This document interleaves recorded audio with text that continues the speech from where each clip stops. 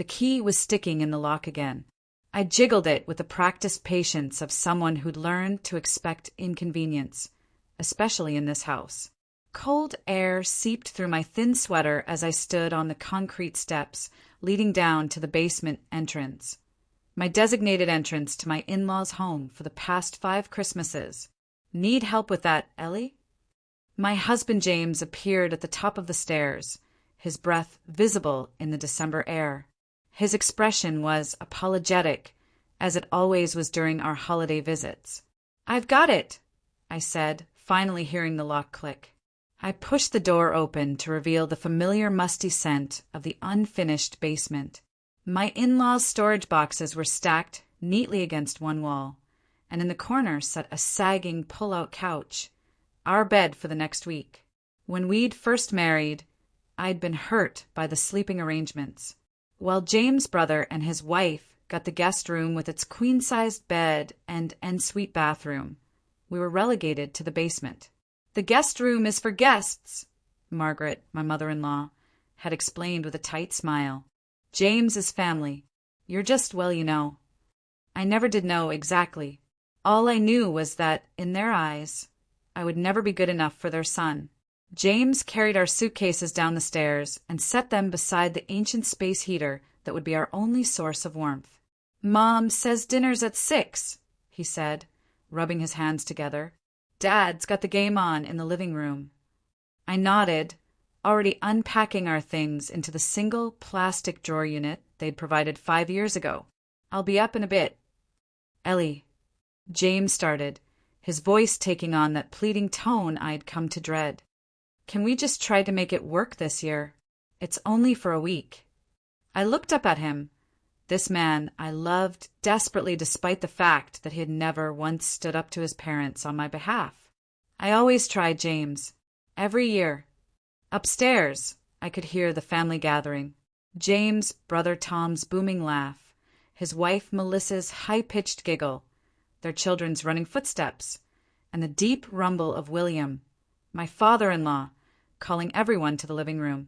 There was warmth up there, both literal and figurative, that never seemed to extend to me. I took a deep breath and followed James up the narrow stairs into the kitchen.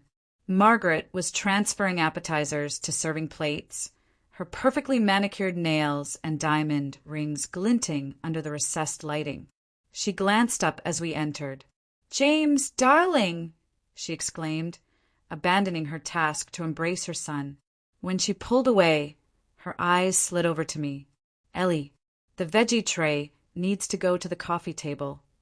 No hug, no smile, just a task assignment. I picked up the tray without comment and carried it to the living room where the rest of the family was gathered. Tom and Melissa sat together on the love seat, their children sprawled on the floor with tablets. William occupied his leather recliner, eyes fixed on the football game. Aunt Ellie, 7-year-old Emma, looked up from her tablet and waved. She was the only one who seemed genuinely happy to see me. "Hey, sweetie," I said, setting down the tray and giving her a quick hug. "Mom says you're sleeping in the basement again," she said innocently. "Is that because you're not really family?" The room went silent except for the television. Tom cleared his throat uncomfortably while Melissa suddenly became very interested in her phone. William continued watching the game as if he hadn't heard. "Emma," James said sharply from behind me, "that's not a nice thing to say." "But that's what Grandma told Mom." Emma persisted with a child's blunt honesty. "She said Aunt Ellie isn't really family because she doesn't have the right back something." Background, Melissa supplied without looking up, her cheeks flushed. "Emma, please go help Grandma in the kitchen." As Emma skipped away, an awkward silence descended on the room. I stood frozen, a strange calm settling over me as years of subtle slights suddenly crystallized into clear understanding. "I think I'll help Margaret too," I said quietly, turning to leave. I felt James' hand on my arm. "Ellie, they didn't mean—" "Don't," I whispered, gently removing his hand. "Just don't." In the kitchen, Margaret was arranging Christmas cookies on a platter, directing Emma to place napkins beside each plate. She looked up as I entered, her expression cool. "Margaret," I said, my voice steadier than I expected, "I wonder if we could talk." She sighed as if I was creating an inconvenience. "I'm rather busy right now, Ellie. Perhaps after dinner." "It'll just take a moment," I insisted, surprising myself with my persistence. "I just learned from Emma that you don't consider me family because of my background. I'd like to understand what that means." Margaret's eyes darted to Emma, who was now carefully counting napkins, oblivious to the tension. "Children misunderstand things," she said dismissively. "Now really isn't the time." "When is the time?" I asked. "Because for 5 years I've been sleeping in your basement while Tom and Melissa get the guest room. For 5 years I've been given tasks instead of hugs. For 5 years I've been trying to figure out what I did wrong." Margaret's posture stiffened. "You haven't done anything wrong," she said, her voice low and controlled. "You simply aren't what we envisioned for James. Your family's financial situation, your father's issues, your community college education. These things matter in our circles." The words hit like physical blows. My father's issues had been a losing battle with depression after my mother died. Our financial situation had been the result of crippling medical debt. And my community college education had been earned through night classes while working full-time to support myself. "I see," I said, feeling strangely calm. "Thank you for clarifying." I turned and walked out of the kitchen, through the living room where conversations halted as I passed, and down the stairs to the basement. I sat on the edge of the pull-out couch, hands folded in my lap, and waited for the tears to come. They didn't. Instead, I felt a strange lightness. The weight of uncertainty finally lifted. I knew where I stood now. The question was, what would I do about it? James found me 20 minutes later, my suitcase repacked and sitting by the door. "What are you doing?" he asked, alarm evident in his voice. "I'm going to a hotel," I said simply. "I'm not staying where I'm not wanted." "Ellie, come on. My mom didn't mean it like that.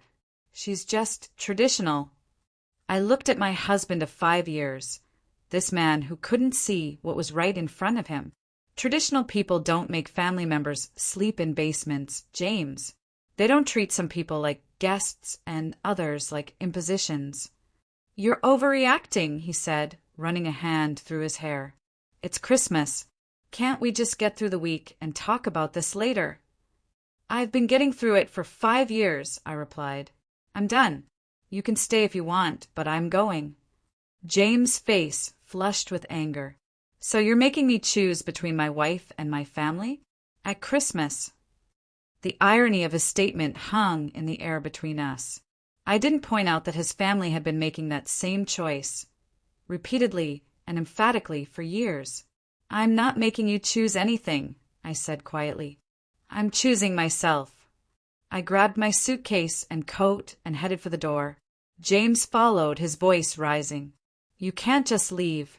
What am I supposed to tell them?" "Tell them whatever you want."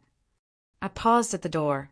"But you might want to ask yourself why you're more worried about what they'll think than how your wife feels." The drive to the hotel was a blur.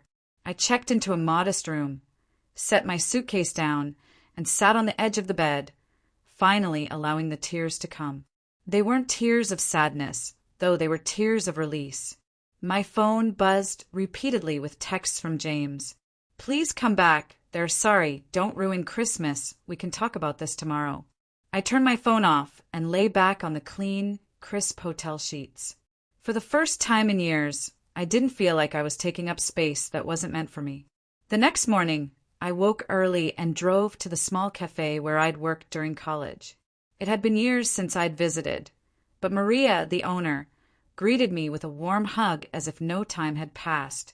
"Ellie, Merry Christmas, mi hija. What brings you back to town?" I explained my situation as briefly as possible while helping her prepare for the morning rush, an old habit from my waitressing days. "Those people," Maria said, shaking her head. They don't deserve you. But what about your husband? What did he do? Nothing, I said, the simple truth cutting deeper than any elaborate explanation. He did nothing. Maria squeezed my hand. Sometimes doing nothing is the worst thing of all. The cafe doorbell jingled as the first customers arrived, and I found myself automatically falling into my old role, taking orders and serving coffee. The familiar routine was comforting, and Maria insisted I stay for the day. Work heals the heart, she said with the wisdom of someone who had survived her own share of heartbreak. By closing time, my feet ached, but my mind was clearer. I checked my phone to find more messages from James, his tone shifting from anger to worry to bargaining. The final message caught my attention. Mom and Dad need to talk to us. Something about the house.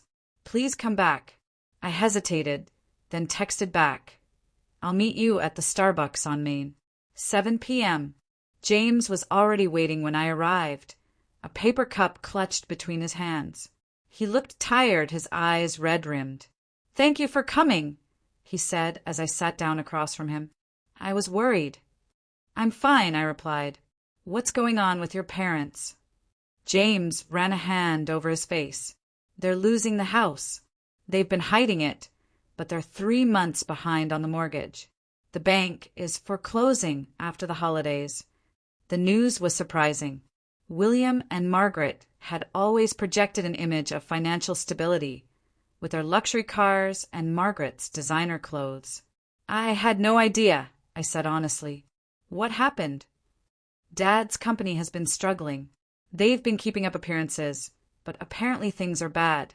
Really bad. James looked up at me, his expression pained. They need our help, Ellie. They need somewhere to stay until they get back on their feet. I stared at him, the implications slowly dawning on me.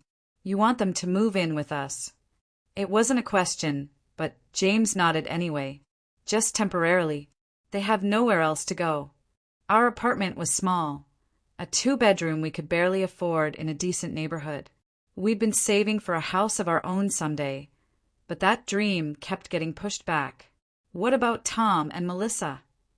I asked, already knowing the answer. Their house is too small with the kids, James said quickly, and Mom and Dad wouldn't want to impose on them. But they would impose on us. Of course they would. I looked at my husband, this man I had loved enough to marry despite his family's clear disdain for me, the man who had never once defended me to them. James, I said gently, if your parents move in with us, where would they sleep? He blinked, surprised by the question. In the 2nd bedroom, I guess. And where would I work? I use that room as my office. My entire freelance business operates from there. You could maybe set up in the living room, he suggested weakly. I nodded slowly. And when they're cruel to me in our own home, what then? Will you stand up for me then? Or will I be expected to endure it because they're family and what did your mother say? Not from the right background. James' face flushed. That's not fair. They're in trouble, Ellie. They need help. I know what it's like to need help, I said quietly. My father and I needed help after my mother died. We needed understanding and compassion. What we got was judgment and abandonment from people exactly like your parents.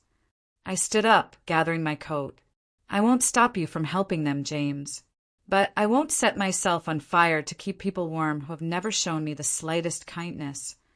So what are you saying? James demanded, his voice rising. That I should just let my parents become homeless? I'm saying you need to decide what kind of man you want to be, I replied. The kind who protects the people who hurt his wife, or the kind who stands up for what's right, even when it's difficult. I left him sitting there, staring into his cooling coffee. Back at the hotel, I made a decision. I called my old boss at the marketing firm where I'd worked before starting my freelance business. Ellie, David exclaimed. What a surprise! Merry Christmas!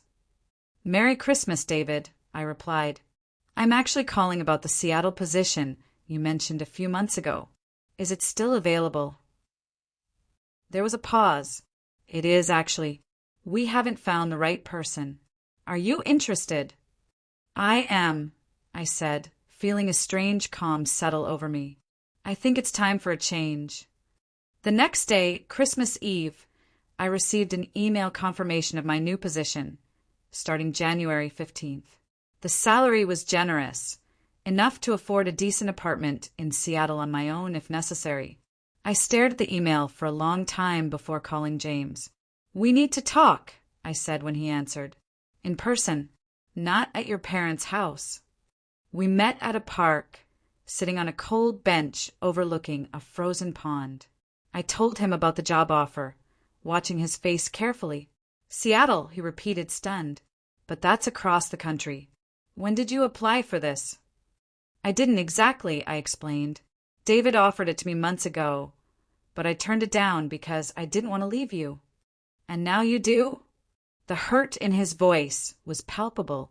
Now I need to go somewhere I'm valued, I corrected gently. I need to know if you're coming with me. James was silent for a long moment, watching a squirrel scamper across the snowy ground. What about my parents? I can't just abandon them. They're adults, James. They have options.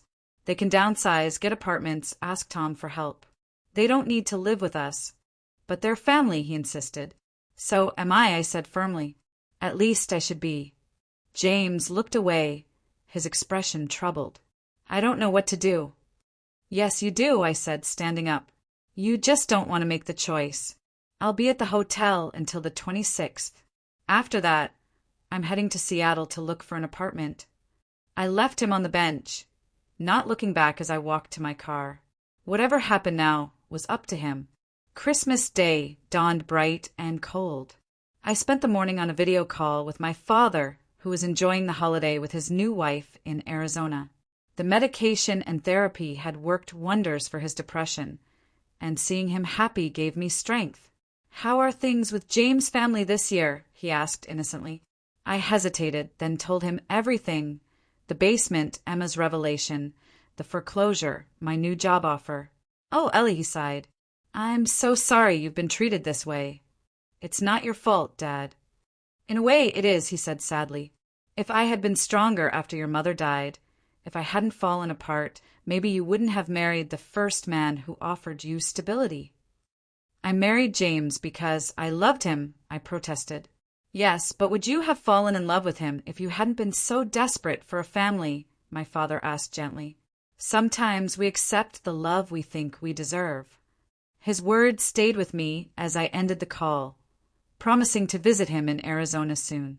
Around noon, I received a text from an unfamiliar number. This is Emma. I took Mom's phone. Are you coming for Christmas dinner? I miss you. My heart squeezed painfully. I texted back. I can't come today, sweetie, but I promise we'll see each other again. Is it because you're not family? Grandma says family sticks together no matter what. I stared at the message, unsure how to respond to a child about such a complex situation.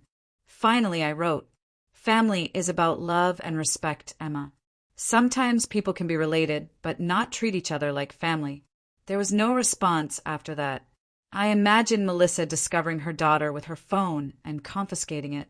As evening fell, I ordered room service and ate my Christmas dinner alone at the small desk in my hotel room. The television played It's a Wonderful Life in the background, a story about a man who discovers his true worth only when he loses everything. My phone rang just as George Bailey was running through the snowy streets of Bedford Falls. It was James. Merry Christmas, he said, his voice subdued. Merry Christmas, I replied cautiously. Can I come see you? He asked. Please. An hour later, he sat across from me in my hotel room, still wearing the Christmas sweater his mother bought him last year. He looked exhausted. I told them I'm going to Seattle with you, he said without preamble. I told them we'd help them financially if we could, but they couldn't live with us. I stared at him, scarcely believing what I was hearing. What did they say? Dad didn't say anything. Mom cried, said I was abandoning them just like Tom. He twisted his wedding ring nervously. Then she said something about you that I I finally realized what you've been dealing with all these years. What did she say? I asked softly. She said you'd brainwashed me, that you were just after our family money. He laughed bitterly. The money that doesn't exist. The whole thing has been a facade, Ellie. The cars are leased. The jewelry is mostly fake. They've been living on credit for years. I reached across the table and took his hand. I'm sorry, James. That must have been difficult to hear. He squeezed my hand, his eyes meeting mine. I'm the one who's sorry, Ellie. I should have stood up for you years ago. They're my parents. I kept hoping they'd come around. I know, I said gently. I want to come to Seattle with you, he continued. I want to start over. Just us. Building our life together without their influence. If you'll still have me. I studied his face, searching for the truth in his eyes. Are you sure? This is a big change. I've never been more sure, he said firmly. I choose you, Ellie. I should have chosen you from the beginning. We spent the rest of Christmas night planning our move, researching apartments in Seattle, and discussing how to sell or donate the furniture we wouldn't take with us. For the first time in years, I felt like we were truly partners. The day after Christmas, we checked out of the hotel and drove to his parents' house to collect the rest of our things. The house was quiet when we arrived, with only Margaret sitting in the living room, staring at the Christmas tree. They're all at the mall, she said without looking at us. Returns, you know. James nodded awkwardly. We've just come for our things. We'll be out of your way soon. We headed down to the basement, filling our suitcases with the clothes and personal items we'd left behind. As we worked, I noticed James looking around the space with new eyes, seeing the dampness, the cold, the indignity of it. I can't believe I let them put us down here, he murmured. I can't believe I never saw it. When we returned upstairs with our bags, Margaret was still in the same position, though now she held a glass of what looked like scotch. So you're really leaving, she said, finally turning to look at us, throwing away your family for her. James set his bag down. Mom, stop. Ellie is my family, my wife, and you've never treated her with the respect she deserves. Margaret's laugh was brittle. Respect? What has she done to earn respect? What has she brought to this family? Kindness, James replied instantly. Patience. Love. She spent 5 years trying to be part of this family despite being treated like an outsider. We have standards, James, Margaret snapped. Your father and I worked hard to give you a certain life, a certain position in society. A position that was never real, James countered. Dad's business is failing. You're losing the house. All of this, he gestured around the expensively decorated living room, was built on credit and lies. Margaret flinched as if he'd struck her. How dare you, after everything we've sacrificed for you? What sacrifice, Mom? James asked quietly. Making my wife sleep in the basement, treating her like she's beneath you? Is that sacrifice? Margaret turned away, her shoulders stiff. You'll regret this. When she leaves you for someone with more money, you'll come crawling back. James picked up his bag. Goodbye, Mom. I'll call to check on you and Dad, but we won't be visiting again until you can treat Ellie with respect. We left without another word, loading our bags into the car. As we drove away, I glanced back at the house, the place that had caused me so much pain for 5 years. Are you okay? James asked, reaching for my hand. Yes, I said, surprising myself with how true it felt. I think I am. That night, in our apartment, we sat surrounded by moving boxes, eating takeout and planning our new life. The Seattle job would start in 3 weeks, giving us just enough time to pack, drive across the country, and find a place to live. I've been thinking, James said hesitantly, about my parents' house. I set down my fork. What about it? They're going to lose it. There's no way around that. But maybe we could help in a different way. How? I asked, curious about where this was going. James took a deep breath. What if we bought it? By your parents' house? I stared at James in disbelief. Why would we do that? He set down his chopsticks and leaned forward. Hear me out. We've been saving for a house anyway. The market in our area is strong, and the foreclosure means we could probably get it at a good price. James, I said carefully, your parents' house is enormous. We could never afford it, even at foreclosure prices. With your new salary in Seattle and my ability to work remotely, we actually might, he countered. I've been doing some calculations. He pulled out his phone and showed me a spreadsheet he'd created. The numbers were ambitious, but not impossible. But why would we want to? I asked, genuinely confused. After everything they've put us through? After the way they've treated me? James took my hand. Not for them, Ellie. For us. Think about it. We buy the house, renovate it to make it truly ours, and then either sell it for a profit or keep it as an investment property. We'd be the landlords. I stared at him, the implications slowly dawning on me. You mean? My parents could rent from us, he said, a glint in his eye that I'd never seen before.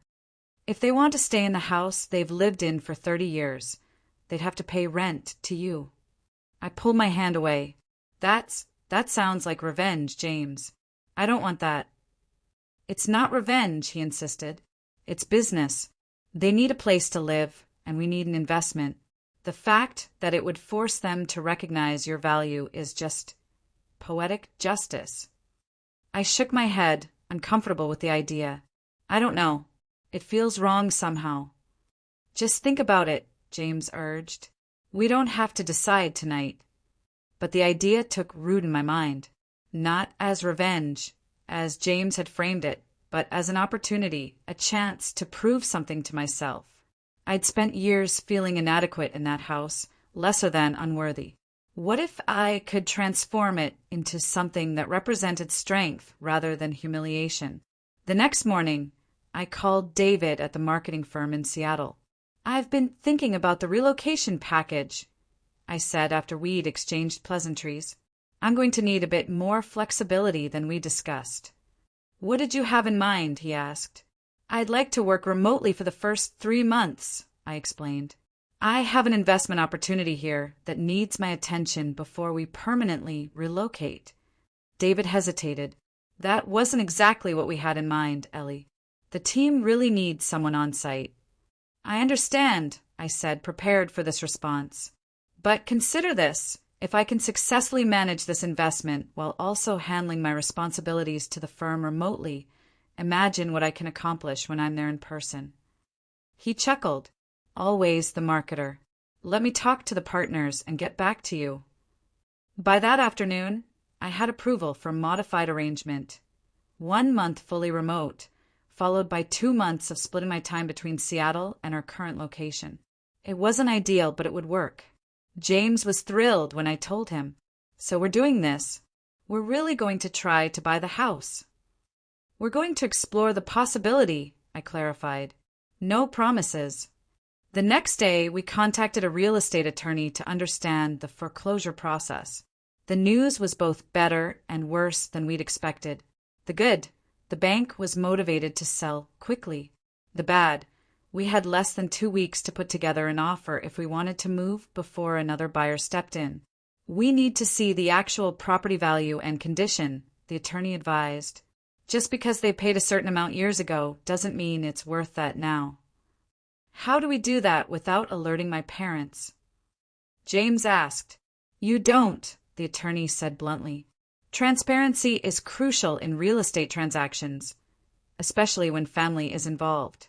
I'd advise having a frank conversation with them about your intentions. James looked uncomfortable, but nodded. We'll figure it out. That evening, we drove to a cafe near his parents' neighborhood and called them. James, Margaret answered, her voice artificially bright. Have you come to your senses yet? Mom, we need to talk, James said firmly. Dad, too. Can you put us on speaker? William's gruff voice joined the conversation. What's this about, son? Are you coming home? No, Dad. This is about the house. We know it's being foreclosed on."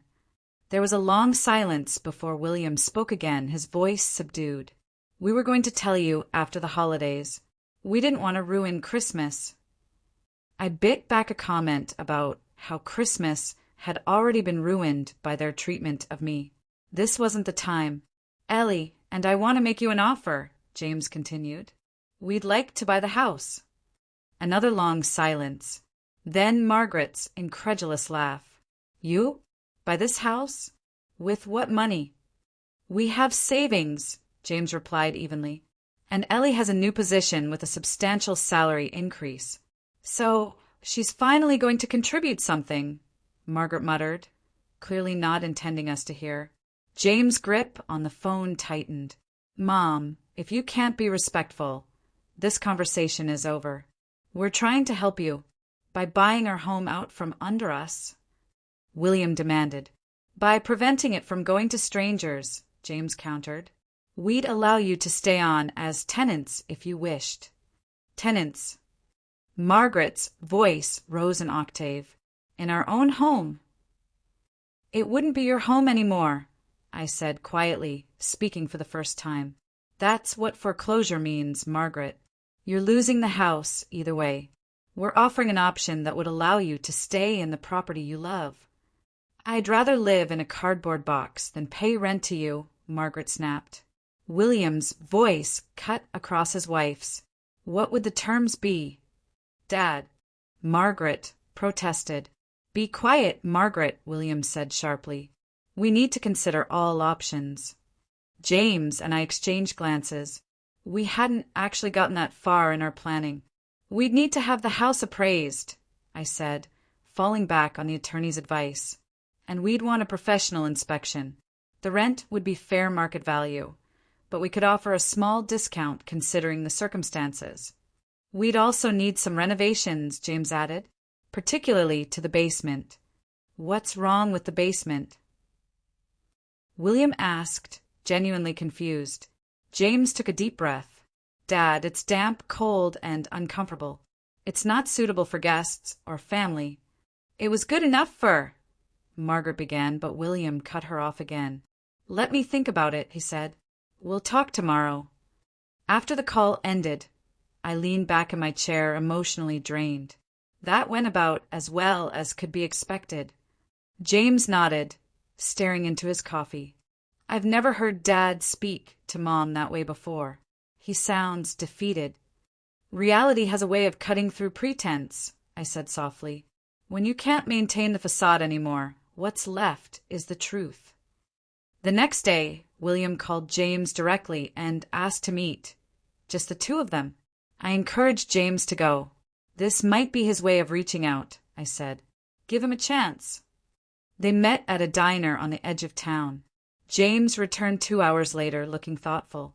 "How did it go?" I asked as he hung up his coat. "Interesting," he said, sitting beside me on the couch. "Dad opened up about a lot of things. The business has been failing for years. They remortgaged the house twice to keep it afloat. They've been living on credit cards and loans from friends." "Why didn't they tell you?" James shrugged. "Pride, I guess." Dad said he didn't want to be seen as a failure. But the worst part? Mom has no idea how bad it is. He's been hiding the truth from her. That's why she still acts like they have money, I realized. She doesn't know they don't. Exactly. Dad's afraid to tell her because her whole identity is wrapped up in their social status. James ran a hand through his hair. He asked if we were serious about buying the house. "What did you tell him?" I said we were, but only if certain conditions were met.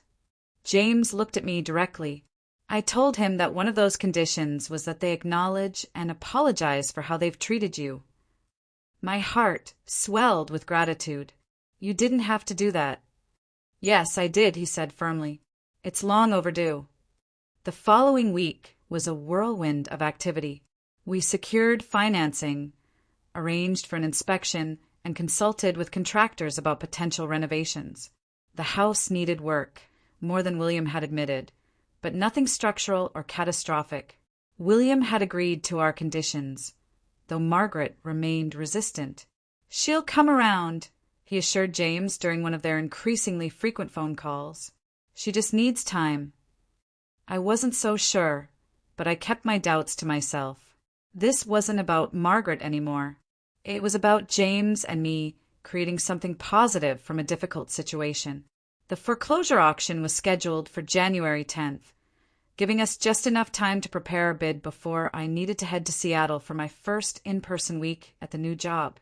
We decided that James would handle the auction while I focused on the career transition. The night before the auction, we received an unexpected visitor. The doorbell rang just after dinner, and I opened it to find Margaret standing on our doorstep, looking uncharacteristically disheveled. "Is James here?" she asked without preamble. "He's in the shower," I replied, hesitating before adding, "Would you like to come in?" She nodded stiffly and stepped inside, her eyes darting around our modest apartment as if seeing it for the first time. Perhaps she was. "Can I get you anything? Tea? Coffee?" I offered, falling back on basic hospitality. "No," she said, then reconsidered. "Actually, yes. Tea would be nice." I busied myself in the kitchen, giving her time to collect her thoughts.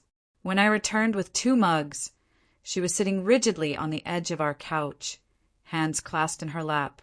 "William told me everything," she said as I set the tea down. "About the business, the loans, the credit cards. All of it." I sat across from her, unsure how to respond. "I'm sorry. That must have been difficult to hear." 35 years of marriage, and I had no idea. Her voice was hollow. "I've been planning charity galas while we couldn't pay the electric bill. Why are you telling me this?" I asked gently. Margaret looked up, her eyes red-rimmed but dry. "Because you were right. About everything. We're going to lose the house, no matter what happens tomorrow. Our lives are fiction." "Not everything has to be lost," I said cautiously. "Family is real. Relationships are real." She laughed bitterly. "Family? I've alienated one son and his wife, and the other can barely stand to be in the same room with me. William can't look me in the eye anymore." I sipped my tea, considering my words carefully. It doesn't have to stay that way. People can change. Relationships can heal. "Why would you even want that?" she asked bluntly. "After how I've treated you." It was a fair question. Why would I? The woman sitting across from me had made me feel worthless for years. She had relegated me to a basement, excluded me from family traditions, and belittled my background at every opportunity. "Because hate is exhausting," I said finally, "and because James loves you despite everything. That means something to me."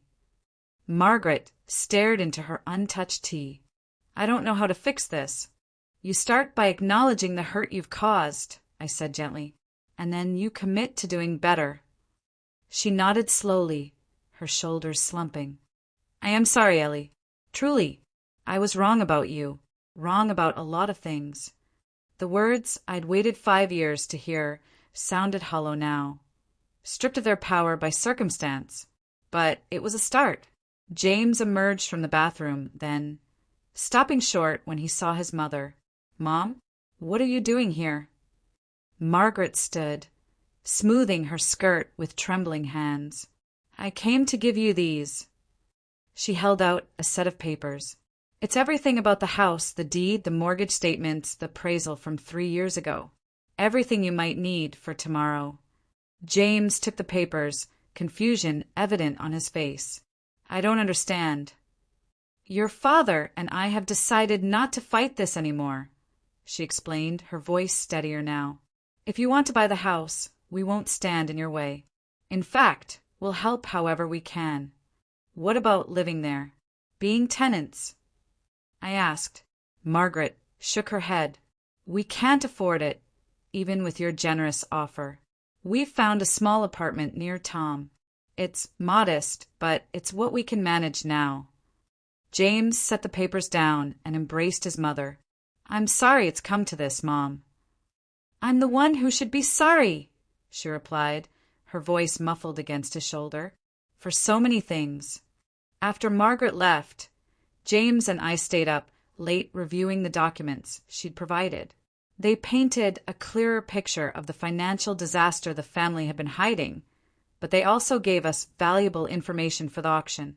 Are we doing the right thing? James asked as we finally turned off the lights and went to bed. Buying this house that holds so many difficult memories for you? I curled against him, considering the question. I think we are. Not to erase the past, but to rewrite the future. That house was never a home to me. Maybe now it can be. The auction was held in a sterile conference room at the county courthouse. William and Margaret chose not to attend, but Tom was there, hovering near the back wall with a speculative expression. When he spotted James, he approached cautiously. "So you're really doing this," he said, not quite a question. James nodded. "We think it's the right move." Tom hesitated, then asked, "Is there room in your plan for another investor? Melissa and I have been talking, and we'd like to help if you're open to it." It was unexpected, this olive branch from the brother who had benefited from my exclusion for years.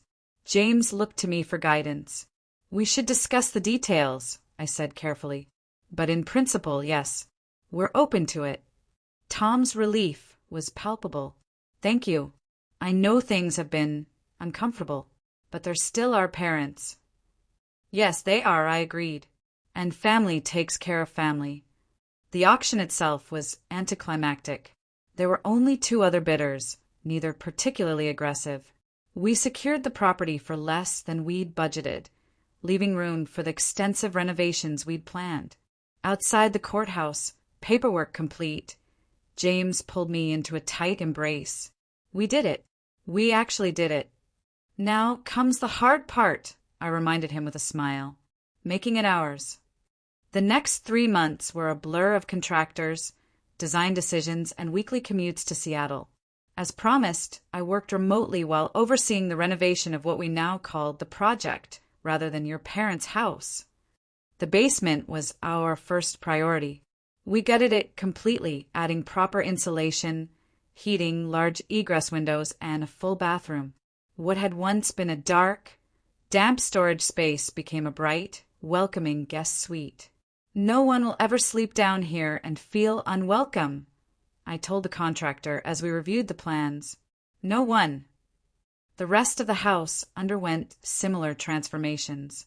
We removed walls to create an open floor plan downstairs, replaced the formal dining room with a comfortable family space, and converted one of the upstairs bedrooms into a proper home office for me.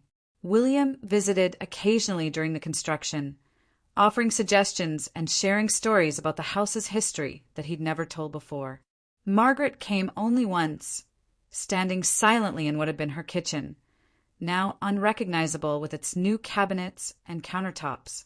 "You've made it beautiful," she said finally, her voice small. "Different, but beautiful." "Thank you," I replied, sensing that the compliment had cost her something. "Would you like to see the rest?" She shook her head. "Not yet. Maybe when it's finished." As the renovation neared completion, James and I faced a decision we'd been avoiding. With my position in Seattle becoming more demanding, the cross-country commute was taking its toll. We needed to decide whether to sell the house for a profit or keep it as a rental property. "What do you think?" James asked as we sat on the newly finished back deck, watching the sunset. "Sell or keep?" I leaned against his shoulder, considering. I think we should live in it." He turned to look at me, surprise evident in his expression. "Live here? What about Seattle?" "I can negotiate a permanent remote position," I said. "David's been hinting at it for weeks. The team is happy with my work, and they've adjusted to the virtual collaboration. But this house, after everything that happened here..." I took his hand. "That's exactly why. I don't want this house to remain a symbol of rejection in my mind. I want to fill it with new memories, good ones. Our memories." James was quiet for a moment. "What about my parents?" "We could invite them for dinner," I suggested. "Not in the basement." He laughed, squeezing my hand. Definitely not in the basement. Our first dinner party in the renovated house was small. Just William and Margaret, Tom and Melissa and their children. Everyone was on their best behavior, the adults treading carefully around old hurts and new beginnings. After dinner, Emma tugged at my sleeve. "Aunt Ellie, can I see where you used to sleep?" Mom said it was in the basement. The table fell silent. Margaret looked stricken. William uncomfortable. I smiled at Emma. "The basement is very different now. Would you like to see it?" We all trooped downstairs, the adults hanging back as Emma explored the bright, comfortable space that bore no resemblance to what had been there before. "This doesn't look like a basement," she declared, bouncing on the queen-sized bed. "It's nicer than my room." "That's because Aunt Ellie has excellent taste," Melissa said, examining the custom shelving and recessed lighting. "This is really beautiful." Margaret stood in the doorway, her arms wrapped around herself as if cold. When the others moved to the next room, she remained, her eyes fixed on the bed. "I'm sorry," she said quietly, "for making you sleep down here, for making you feel unwelcome. I have no excuse." "I know," I replied simply. "I was afraid," she continued, seemingly needing to explain. "Afraid you would take James away from us. And in the end, my fear made it happen." I shook my head. "James hasn't gone anywhere. He's right upstairs. And so are you." She looked at me then, really looked at me, perhaps for the first time. "You're a remarkable woman, Ellie. I wish I had seen that sooner."